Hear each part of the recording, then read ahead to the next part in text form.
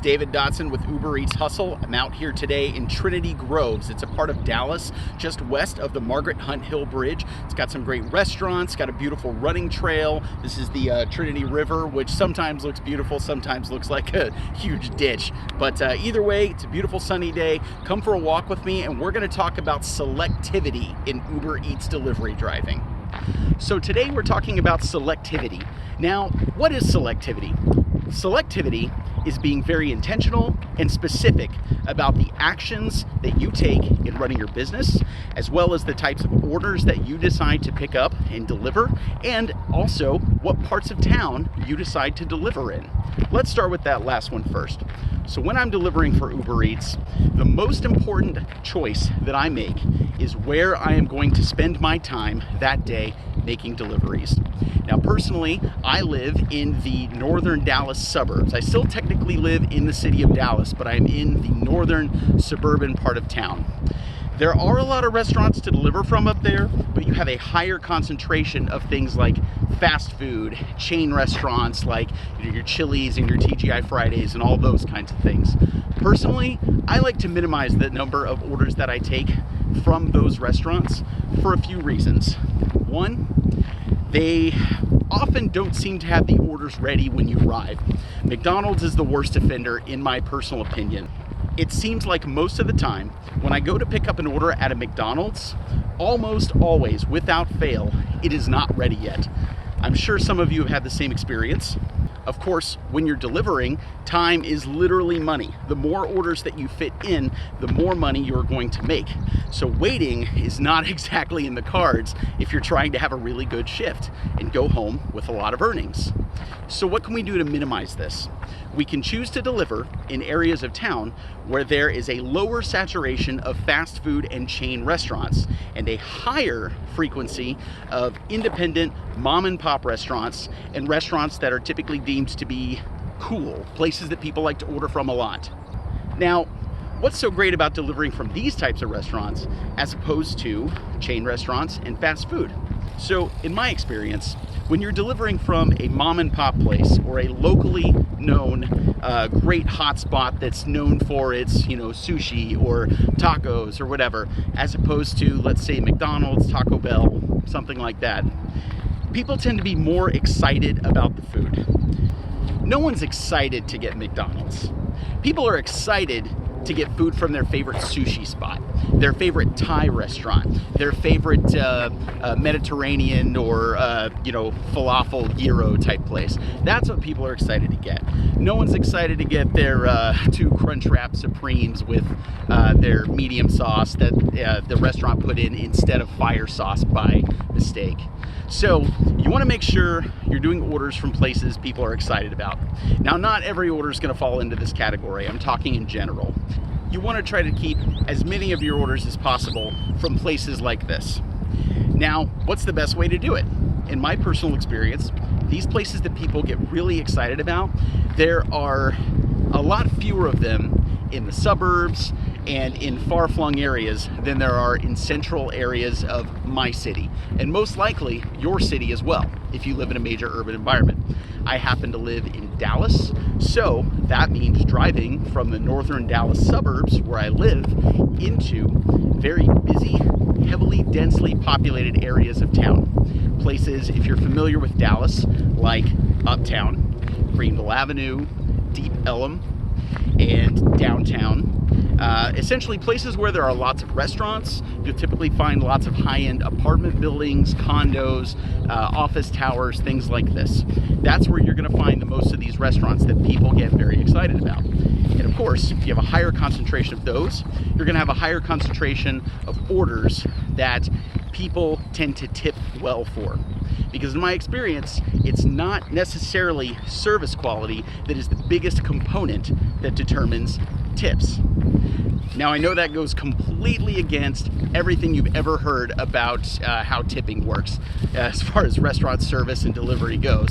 People say, oh yes, well, we tip on the service. Did the food get here fast? Is it hot? Is it in good condition? Yada, yada, yada. Well, in In my experience, that's not the biggest determining factor. The biggest determining factor is it food that someone traditionally would feel comfortable or excited about tipping for? This means places like McDonald's, Taco Bell, and even some chain restaurants are going to have lower overall tip percentages than your sushi restaurants, than your higher end Mexican restaurants, your higher end Italian places. All of these are going to have higher tip percentages than your fast food restaurants. So I like to go to areas of town where those places are in much higher supply. So now that we know how being selective about the part of town that you decide to deliver in can overall greatly affect your outcomes and your earnings, which of course is the reason we're all out here, now it's time to talk about being selective about the individual orders that you take. Now, there are a couple of different factors that go into this. For me, first off, we talked about this a little bit already, is the restaurant brand. I typically avoid McDonald's like the plague. That's nothing against McDonald's brand. I also typically avoid most fast food restaurants in general. Taco Bell, Taco Bueno I tend to have a little bit better experience with. I know they're regional, so if you have Taco Bueno in your city, they're a little bit safer, but still, I prefer not to do most places that have a drive-through. And it's not that I have anything against those restaurants, it's just that in my experience delivering, places with drive-throughs are not associated in your customers' minds with a high-end dining experience. And regardless of how good of a job you did delivering the food, the biggest determining factor of what your tips are going to be is going to be that customer's association with a high-end dining experience. This means the restaurants that you're going to do the best with are going to be full service restaurants with a brand of prestige or a cool factor. You can also do fast casual places that have that same cool factor or prestige. Here in Dallas, for example, as far as fast casual is concerned, there are lots of places, lots of great gourmet burger places that are considered fast casual. For example, Hop Dottie. Velvet Taco is a super popular one. In general, these tend to be places that have higher quality fresh ingredients, chef-inspired creative menu options, and some type of cool factor.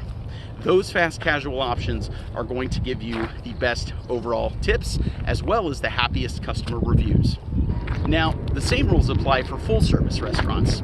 Now, what does this look like in practice? So that means I tend to stay away from the Denny's, the Chili's, the Applebee's, things like that. I'll take them at a pinch, but generally the areas that I like to run in usually have more things like we'll have great sushi spots. There will be great sort of Latin fusion cuisine, Asian fusion cuisine, places where you would like to take a date, probably. Those are going to be your highest dollar tips in my experience, as well as your happiest customers who are almost guaranteed to leave you a positive review. Now, of course, that assumes that you did all the other pieces right. Of course, that means that you didn't, forget an item, that you didn't arrive an hour after you left the restaurant with their food all cold. So you still have to do everything well. When I talk about tip percentages, I'm referring to all things considered equal about the order, which type of establishment is most likely to generate a higher tip. And in my experience, that's going to be independent restaurants, places that focus on ingredient quality, chef-inspired menu options, things like that, and doesn't tend to involve fast food places and chain restaurants. The other piece about being selective with the individual orders involves where the order starts and where the order takes you. Now, the nice thing about Uber Eats as opposed to other platforms, Favor, I'm looking at you, is that the orders that you get assigned tend to be from restaurants that you are physically pretty close to. You don't tend to get orders offered from restaurants that are far away from where you are, unless that is an order that has bounced around and has not been accepted by other drivers. Now, the place where you need to be selective is in choosing orders based on where that delivery is going to take you. For example, you may get a delivery for a great restaurant that you know typically elicits great tips. However, if that delivery is going to take you 15 miles outside of the primary busy area where you've been working all day, it may not be the best decision to accept that delivery. It's up to you. Sometimes it makes sense. For example, if that's the end of your night, if it's taking you close to where you live, great, all for it. However, if it's taking you far outside of your normal comfort zone to a place you're not familiar with, or to a place where you know you're not going to be getting a lot of orders after the fact, you may want to go ahead and pass on that one. Now, the important thing to remember is that none of the things I've talked about for this video are a hard and fast rule. These are all general guidelines that I follow that improve my experience, as well as ensure that I make higher earnings than if I was just accepting every single order that came my way. There are sometimes you may want to accept every order. For example, if you've been cherry picking a little bit too much, your acceptance rating is starting to get too low, and if Uber Pro is important to you, it may be important to maintain a certain acceptance rating. If that's the case, absolutely. Take a couple shifts, accept every single order that comes to you, and you'll get right back on track to where you can be a little bit more selective. But generally speaking, these guidelines are going to help you have better, more productive shifts. They're going to help you be more efficient, use less gas. They're going to help you get more money for the time and effort that you spend on your Uber Eats delivery shifts. Thank you guys for joining me on my walk today. Like this video and subscribe. If you want more videos just like this, from time to time I'm going to be making videos that aren't just following me around while I'm working, and are going to be just sort of tip wrap sessions like this. So feel free to leave a comment, like, subscribe. I'll see you guys next time.